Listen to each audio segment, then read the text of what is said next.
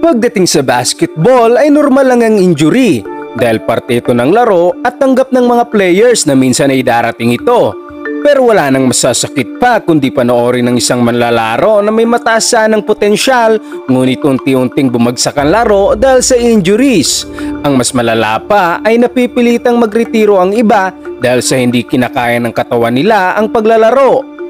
Kaya't ating pag-usapan ang 10 NBA stars na tinapos ng injury ang karera sa basketball.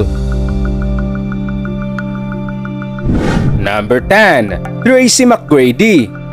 Si Tracy McGrady ay isa sa mga complete shooting guard na tumapak sa NBA. Kayang umatake, dumepensa, pumasa at gumawa ng mga clutch shots.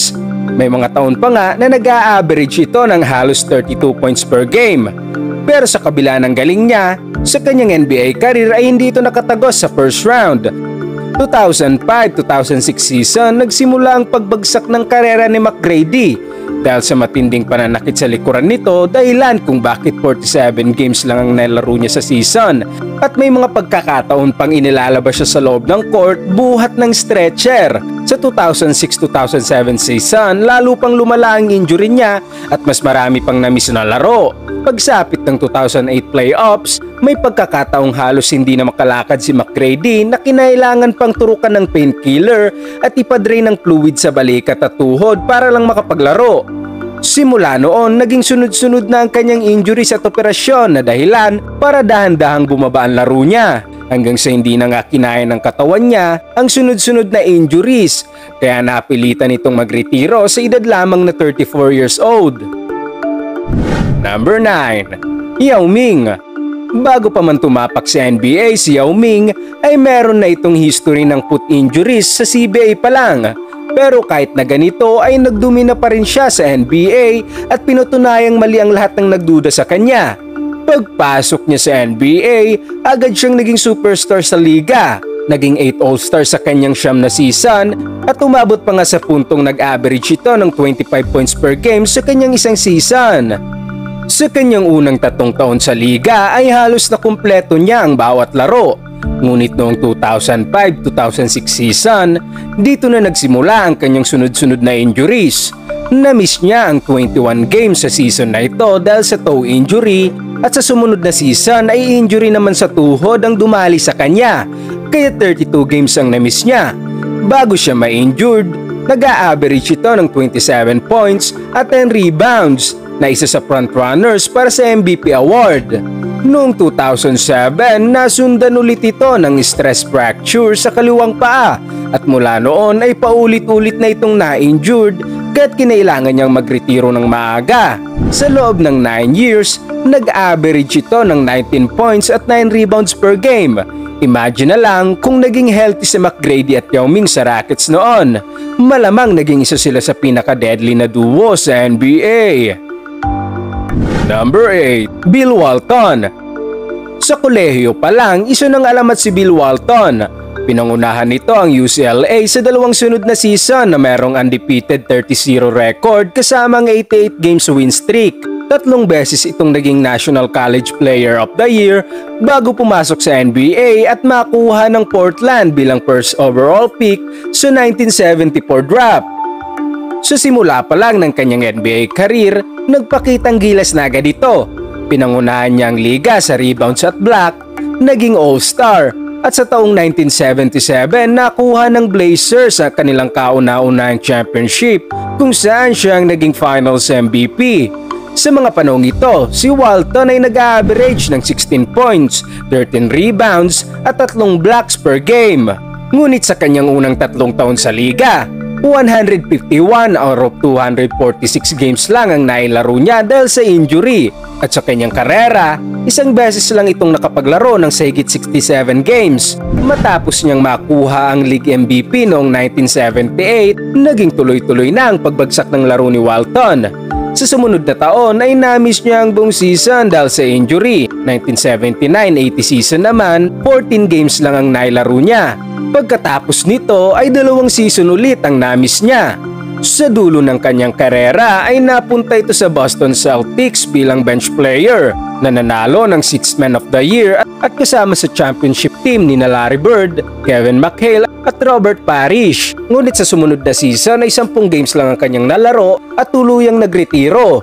Hanggang ngayon si Bill Walton ang isa sa pinakamalaking what if ng liga na dating league MVP at finals MVP na naging role player ng dahil sa injury. Number 7. Brandon Roy. Sa simula ng karera ni Brandon Roy sa NBA, napakabilis ng kanyang pag-angat na agad gumulantang sa liga. Ngunit kung gaanong kabilis umangat ay ganun din kabilis ang kanyang pagbagsak. Naging Rookie of the Year, 3 beses naging All-Star at halos kada season ay mas gumagaling pa ang laruan nito. Noong 2008-2009 ay nag-average pa nga ito ng 22.6 points per game, naging pang-siyam rin siya sa MVP voting at nakapasok sa All-NBA second team. Hindi lang siya basta scorer dahil kompleto ang laro nito, na kahit si Kobe mismo ay inaming si Brandon Roy ang isa sa pinakamahirap niyang binantayan na manlalaro dahil wala itong butas sa kanyang laro, mapa-shooting, drive, kasama pa ang basketball IQ. Pero 2008, nagsimulang makaramdam ng pananakit sa kanyang tuhod si Roy, kaya tinanggalan siya ng cartilage, isang desisyon na babago sa kanyang karera. Dahil ang cartilage ay isang tissue na nagsisilbing shock absorber sa tuhod at pag nawala ito ay mababawasan ng sasalo ng impact sa bawat pagtalon. Taong 2010, napunit ang meniscus ni Brandon Roy at sa parehong taon ay hindi na siya nagiging komportable sa kanyang paglalaro dahil wala ng cartilage sa isa niyang tuhod. Nagpasya siyang ipatanggal na rin ang cartilage sa kabila para magpantay ito. Noong 2011, napilitang magretiro si Roy matapos lamang ang 5 taon sa NBA. Sinubukan pa nitong bumalik pero bago pa magsimula ang regular season ay na-injured na naman siya. Nakakahinayang lang na dahil sa injuries at maling desisyon ay hindi man lang niya naabot ang kanyang prime. Number 6. Pistol Pete Maravich. Kahit na sa dekada 60 naglaro si Pete Pistol Maravich, hanggang ngayon ay isa pa rin siya sa hindi malilimutan ng mga solid basketball fans. Isa rin siya sa pinaka-underrated na NBA legends na hindi nabigyan ng buong potensyal dahil sa injuries. Sa college pa lang, alamat na si Maravich nang gumawa siya ng history bilang all-time NCAA leading scorer kahit 3 taon lang siya naglaro sa kolehiyo dahil nag-average ito ng 44 points per game sa LSU. Record na imposibleng mabasag. Ang mas matindi pa ay wala pang 3-point line noon. Nakuha ito bilang 3rd overall pick sa 1970 NBA draft at agad dumarangkada sa liga, averaging 25 points per game sa unang 6 na taon niya. At noong 1976-77 season, bumanat na ito ng 31 points per game na may isa pang ang laro na gumawa ito ng 68 points. Again, wala pang 3-pointers noon. Ngunit sa sumunod na season, dito na nagsimula ang pagbagsak ng kanyang katawan. 32 games ang na-miss niya dahil sa knee injuries. At sa 1978-79 season naman, 33 games ang na-miss niya. Dito'y tuloy-tuloy na ang pagbagsak ng laro ni Pistol at pagkatapos ng 11 NBA season sa edad lamang na 33, nagretiro na si Maravich dahil sa ginagambala ito ng mga injuries niya sa tuhod. Sa kanyang huling taon sa NBA, dito na may inilagay ang 3-point line at kahit wala siyang panahon para makasunayan ito, nakapagtala pa rin siya ng 10 out of 15 sa 3. Wala man siyang kampyonato pero napakatalentado ni Pistol. Kung nabigyan lang sana siya ng matibay na tuhod ay maaaring iba ang kwentong naisulat sa kasaysayan ng NBA. Number 5. Greg Oden. Si Greg Oden ang first overall pick noong 2007 NBA draft at tinawag ang kanyang pangalan bago si Kevin Durant.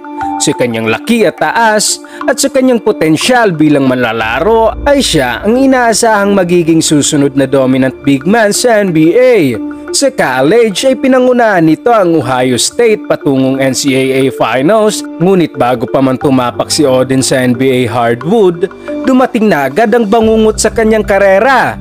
Dahil wala pang regular season, na-injured na agad ito. At mula dito, tuwing babalik siya sa laro ay nauuwi sa panibagong injury. 3 beses siyang naoperahan sa kaliwang tuhod, kabilang na ang microfracture surgeries, ang isa sa mga pinakamatitinding uri ng knee surgery para sa isang atleta. At dahil dito, 105 games lang ang nailaro niya sa kanyang buong NBA career. At sa edad lamang na 26 years old, tuluyan na itong nagretiro sa NBA. Masakit isipin na kung hindi lang siya sinira ng injuries, baka naging isa siya sa mga best centers ng modern NBA.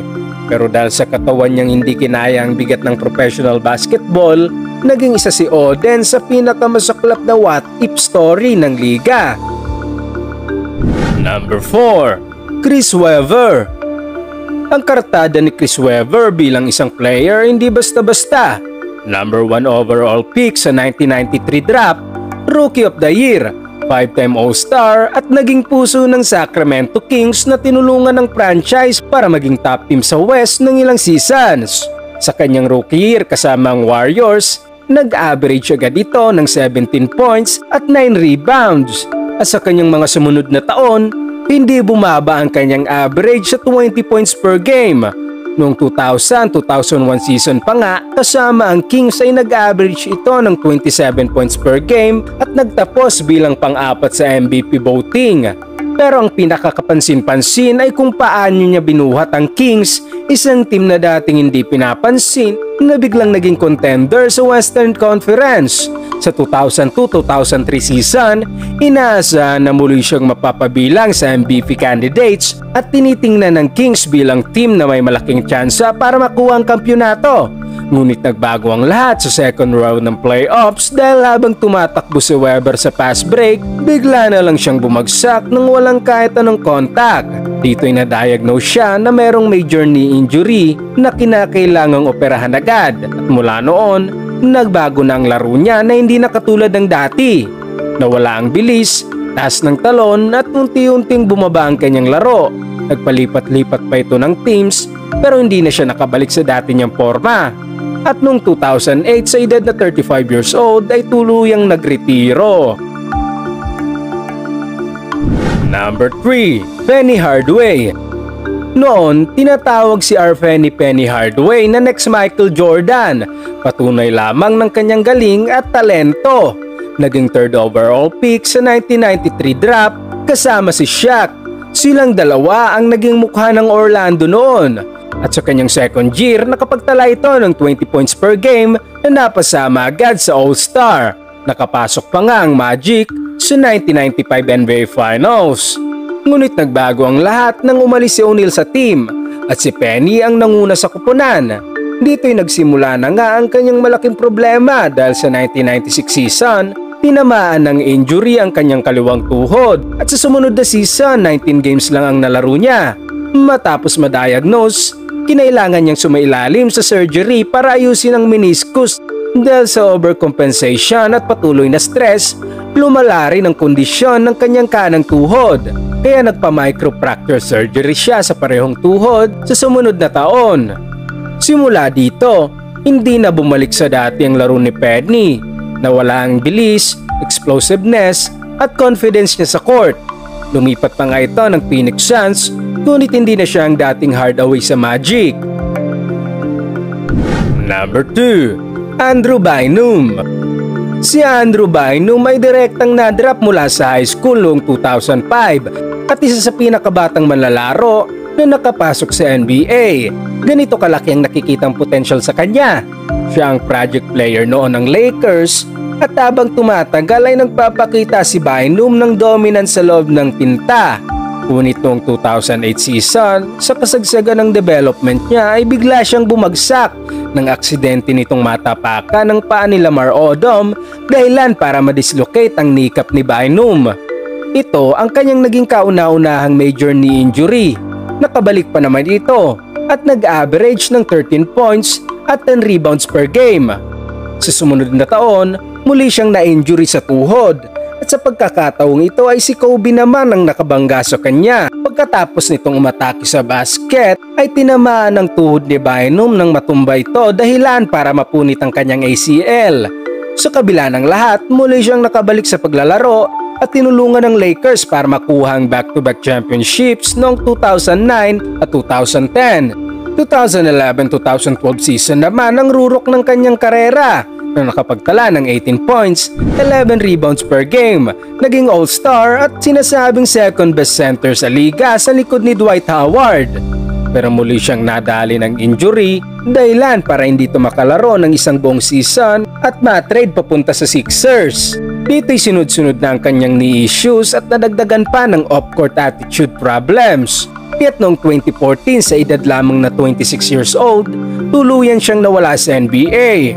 Kung hindi dahil sa injury ay malayo sanang mararating niya at malamang naging kabilang sa pinakamagagaling na big man sa liga. Number 1. Derrick Rose. Wala nang masasakit pa para sa mga basketball at Chicago Bulls fans kundi ang alaala ng April 28, 2013. Si Derrick Rose ang first overall pick sa 2008 draft, Rookie of the Year at naging pinakabatang MVP sa kasaysayan ng NBA sa edad lamang na 22 years old. Siya ang inaasahang magbabalik ng championship sa Bulls matapos ang era ni Michael Jordan.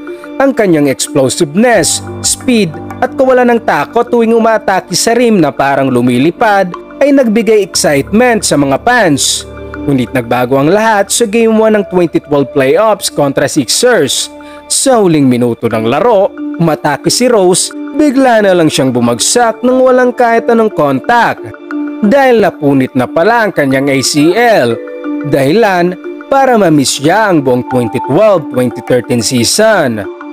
Mula noon, tila hindi na siya pinatawad ng kapalaran. 2013 nang muling tamaan ng kanyang tuhod at nadali ang kanyang meniscus na muling naulit sa taong 2015. Sa tuwing babalik sa court si Rose, puno ng pag-asa ang mga fans, pero lagi rin itong may kasunod na sakit. Ang dating fearless ay naging cautious sa bawat galaw na para bang binumulto ng nakaraan.